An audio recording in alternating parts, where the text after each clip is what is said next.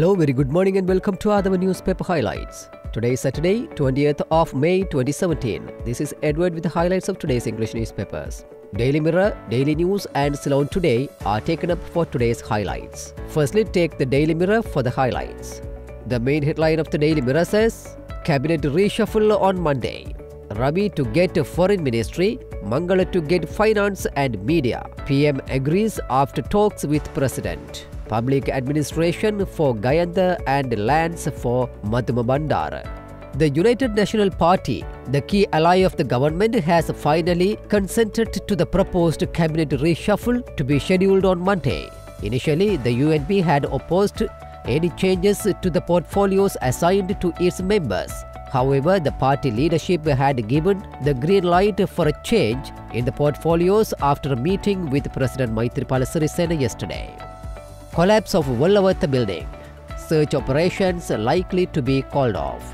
There is no sign of anyone trapped under the rubble, Army spokesman Roshan Seneviratne said. Proper quality standards had not been maintained when adding more floors to the structure. The Army will call off the rescue operations at the site of the collapsed building in Wellawatte because there is no sign of anyone trapped under the rubble, Army spokesman Roshan Seneviratne said yesterday. Puliyanthala shootout. Injured 11-year-old girl dies in hospital. The 11-year-old girl who was severely injured during the May 9 shootout between the Police Narcotics Bureau officials and drug traffickers in Puliyanthala died this morning while undergoing treatment at the Colombo National Hospital, hospital sources said. Secondly, let's move to Daily News.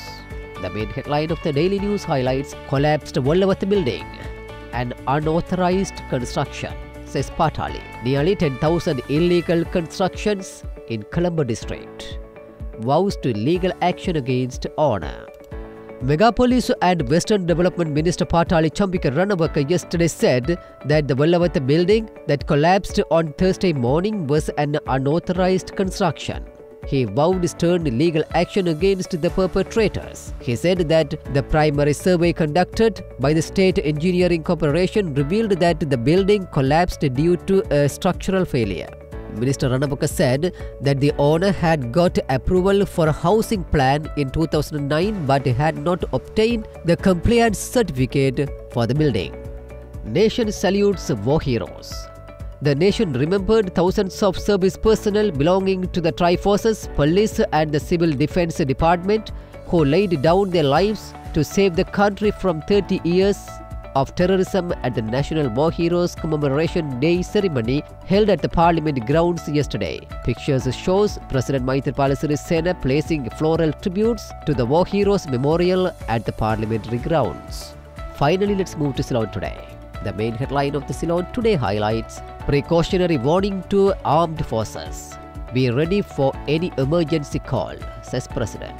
President Maithripala Sirisena addressing the 8th National War Heroes Commemoration Day ceremony at the Parliament Grounds War Memorial yesterday stressed that the members of the Sri Lankan Armed Forces should be poised to meet any domestic or external emergency. PTA's alternative perilous. Media will be gagged, democracy in peril, says JVP.